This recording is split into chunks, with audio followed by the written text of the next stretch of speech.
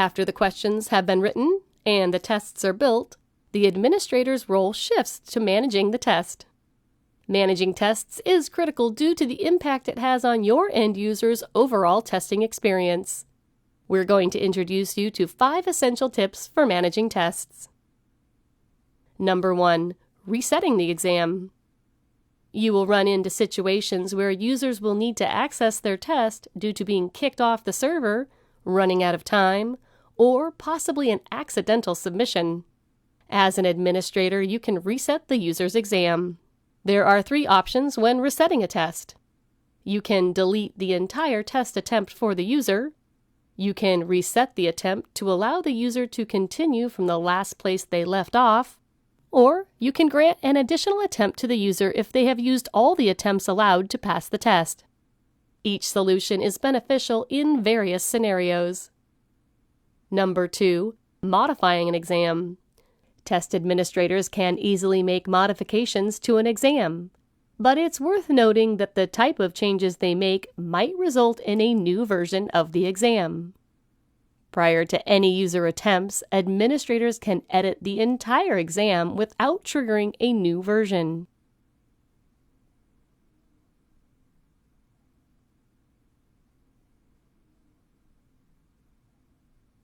After at least one user has started the exam, the modifications that administrators make can lead to 2 different outcomes. Edits made to the General, Availability, Pricing, and Training Units page will not trigger a new version of the exam to be created. However, any changes made to the Structure page, both test details and question sections, will result in the creation of a new version of the exam. Number 3. Reviewing an exam.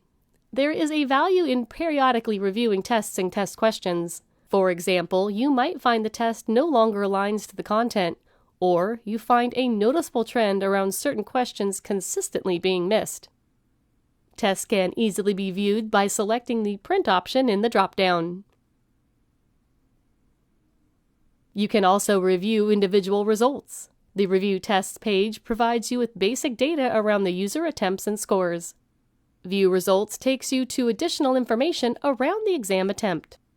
The Details page displays the user's test, along with the answers.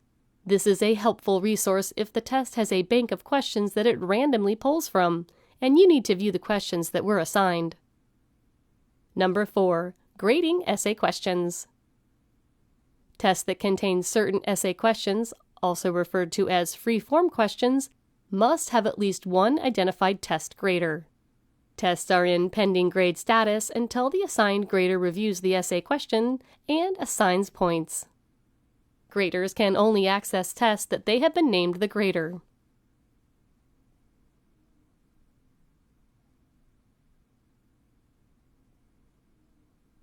Test graders can access pending questions from the Your Inbox widget on the Welcome page or the Test Grading sublink under Content. View Details displays the question and answer. The test grader will assign a point value for the answer. However, the final score for the question is a percentage of 100. For example, this question will have a score of 0.5.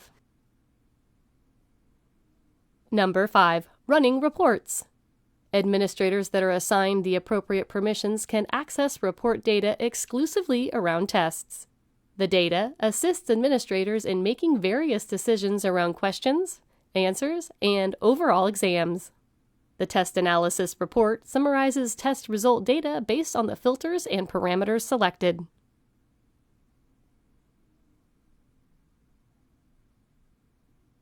The Test Question Item Analysis Report analyzes test questions by the number of responders and number of correct or incorrect answers. This determines whether the expected percentage of users are answering the question correctly or not. Often a high percentage of incorrect answers is a signal that the question is too difficult or worded in a confusing manner.